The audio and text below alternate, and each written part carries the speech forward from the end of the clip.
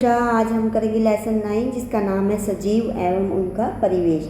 सजीव मतलब जो जीव होते हैं, जंतु होते हैं, जानवर होते हैं, पशु पक्षी सब जो सांस लेते हैं।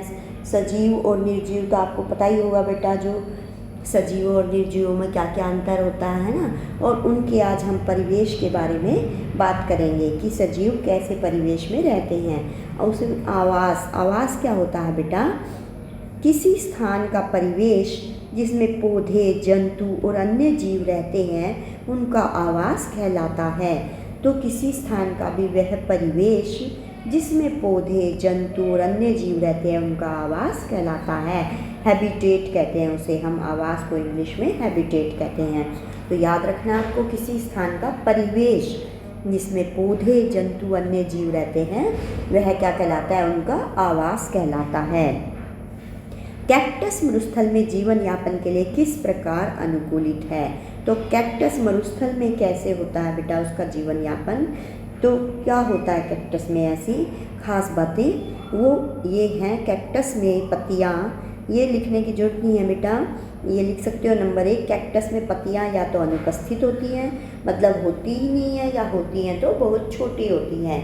कई बार पर आपने देखा होगा कैक्टस का पौधा बेटा, नहीं तो आप देख सकते हो नेट पे से। कई बार पत्तियाँ कांटोशूल का रूप ले लेती हैं, मतलब कांटे होते हैं उसमें, जिससे पत्तियों से होने वाला वाष्पोत्सर्जन कम होता है।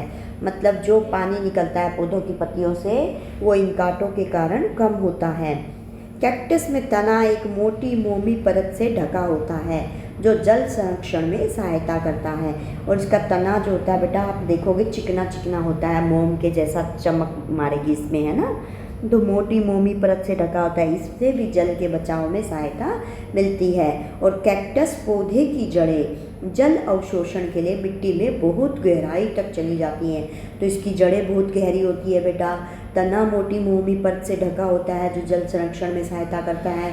पत्तियां कांटों का रूप ले लेती है जिससे वाष्पोत्सर्जन कम होता है। पत्तियां या तो होती नहीं है या बहुत छोटी होती है। तो 4 बातें होगी, पत्तियां बहुत छोटी होती है, या तो नहीं होती है, कांटों का रूप ले लेती है जिससे वाष्पोत्सर्जन कम हो जाता है। मोटी मोमी परत जैसा तना होता है जो जल संरक्षण में सहायता करता है।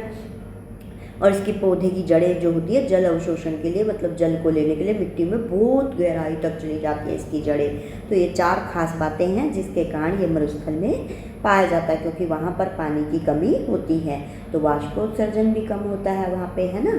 तने का जल संरक्षण के लिए सहायक है, जड़ें नीचे तक चल जाती है तो नीचे से पानी ले लेती है। अब नेक्स्ट क्वेश्चन है आपका बेटा, रिक्त स्थानों की पूर्ति कीजिए। पौधे एवं जंतुओं में पाए जाने वाले विशिष्ट लक्षण जो उन्हें आवास में रहने के अनुकूल बनाते हैं वो क्या होते हैं बेटा? अनुकूलन कहलाता है। क्या कहलाता है ये? अनुकूलन कहलाता है। ये याद रखना है बेटा आपको।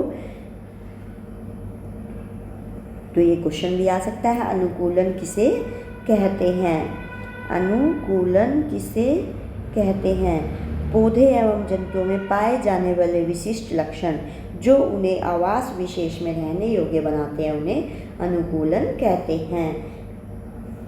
यहाँ पे लिखा हुआ है कहलाते हैं। स्थल पर पाए जाने वाले, ये सारे क्वेश्चन बनते हैं बेटा फिल इन द ब्लैंक से। स्थल पर पाए जाने वाले पौधे एवं जंतुओं के आवास को क्या कहते हैं? स्थलीय आवास। अब स्थल मतलब जमीन पर, भूमि पर। वे आवास जिनमें जल में रहने वाले पौधे एवं जंतु रहते हैं उन्हें जलीय आवास कहते हैं। क्या कहते हैं बेटा? जलीय आवास। मृदा, जल एवं वायु किसी आवास के अजैव घटक हैं। ये जीव नहीं है बेटा, इसलिए ये अजैव घटक हैं। मृदा, जल और वायु हमारे परिवेश में होने वाले परिवर्तन जिनके प्रति हम अनुक्रिया करते हैं उन्हें हम उद्दीपन कहते हैं। क्या कहते हैं बेटा?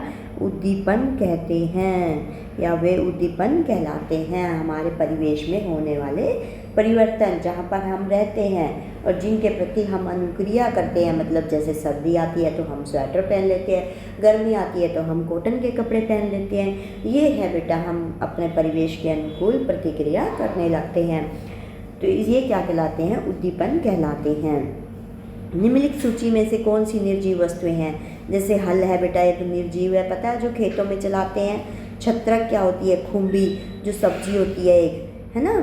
अब ये हमने छांटनी है निर्जीव वस्तुएं। तो ये क्या है बेटा? ये आपकी निर्जीव नहीं है। शिला ये पौधे पे मिलती है हमें। सिलाई मशीन क्या है, निर्जीव है। रेडियो क्या है, निर्जीव है। नाव क्या है, निर्जीव है। अब जलकुंभी क्या होता है, एक पौधा होता है जो क्या होता है, निर्जीव नहीं होता है। कुंभी भी पौधे पे लगती है बेटा। केचुआ क्या होता है, ये भी निर्जीव नहीं होता है। तो कौन सी निर्जीव चीज़ें हैं जो सांस नहीं लेती है बेटा, हल, सिलाई मशीन, रेडियो और क्या आएगा हमारे पास, नाव। ठीक है, ये 4 चीज़ें आपके आंसर में आएंगी। नेक्स्ट है आपका, किसी ऐसी निर्जीव वस्तु का उदाहरण दीजिए जिसमें सजीवों के 2 लक्षण होते हैं।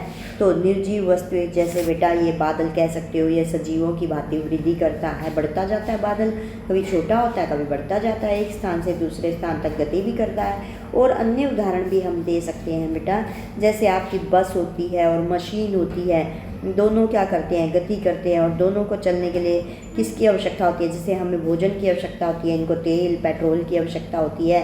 तो बस और मशीन दोनों गति करते हैं और दोनों को काम करने के लिए, गति करने के लिए किसकी ज़रूरत होती है बेटा, भोजन की तरह इनको दोनों को तेल या पेट्रोल की ज़रूरत होती है। पेट्रोल, CNG है ना, तो इनको ज़रूरत होती है चलने के लिए।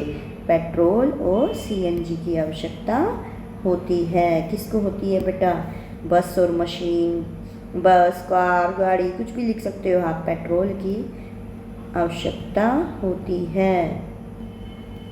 यानी कि दोनों के अंदर ऊर्जा कैसे आती है, पेट्रोल भरने से, तभी ये चल पाते हैं ना, होती है।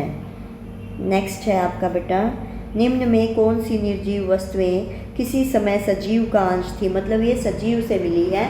अब कौन सी, जैसे मक्खन है, मक्खन किससे मिलता है बेटा, दूध से। अब दूध किसका था अंश, किसका पार्ट था, गाय का। तो ये क्या है, सजीव का अंश है ना।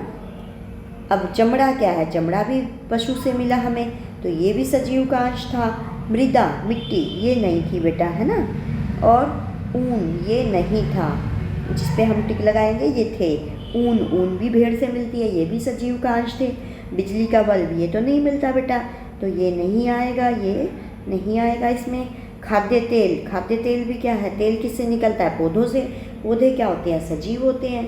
नमक किससे मिलता है बेटा, नमक तो निर्जीव होगा, नमक तो सब पानी से मिला, समुद्र से मिला।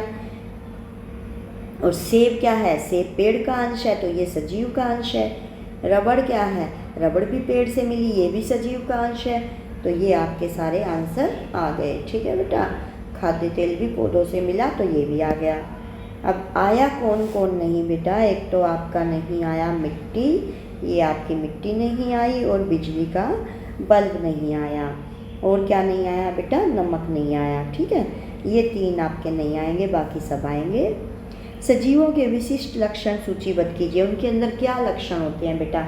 एक तो सजीव वस्तु वृद्धि करती हैं, जैसे बच्चा होता है, फिर वो बड़ा होता जाता है। आपने कुत्ते का बच्चा देखा होगा, बिल्ली का, गाय का, मनुष्यों का बच्चा, ये सब क्या करते हैं, वृद्धि करते हैं, गति करते हैं। इन्हें अपनी जैव प्रक्रियाओं के लिए भोजन की आवश्यकता होती है। आपको भी भोजन की आवश्यकता होती है बेटा, आप भी एक सजीव हो।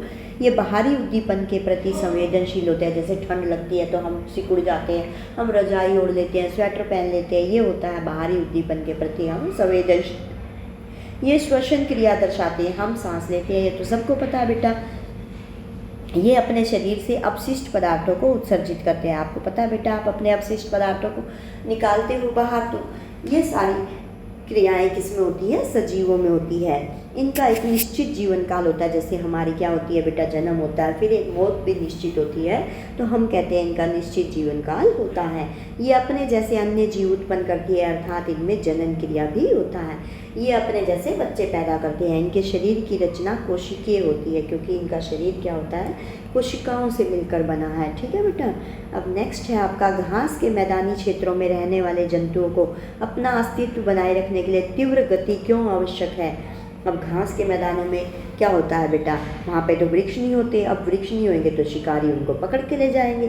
तो अब शिकारियों से रक्षा करने के लिए उन्हें क्या होती है, तेज गति की आवश्यकता होती है। तीव्र मतलब तेज गति की। जंतुओं में गति की महत्ता, घास के मैदानों में पेड़ों की संख्या और जंतुओं के छिपने की जगह कम होती है। जंतुओं के छिपने की जगह कम होती है, इसलिए शिकारियों से अपनी सुरक्षा और अपने अस्तित्व के लिए पशुओं को तेज भागने की आवश्यकता होती है। इसके लिए प्रकृति ने उन्हें क्या क्या दिया, लंबी और मजबूत टांगें दी हैं, लंबे कान दिए, आंखें दी है जो पीछे का भी देख सकती है। जैसे आप खड़े हो बेटा, आपको भी पीछे पीछे का दिख जाता है ना थोड़ा बहुत कि कौन खड़ा हमारे पीछे है ना, तो ऐसे ही इनको भी दिखता है। तो आपका लेसन हुआ ख़त्म। ओके बेटा, बाय बाय। नेक्स्ट वीडियो में फिर से मिलेंगे। हंसते रहिए, मुस्कुराते रहिए, पापा मम्मी का कहना मानते रहिए, और अगर वीडियो अच्छी लगी तो इसे लाइक और सब्सक्राइब भी करवाते रहिए, शेयर करते रहिए। ठीक है बेटा? ओके बेटा, बाय बाय।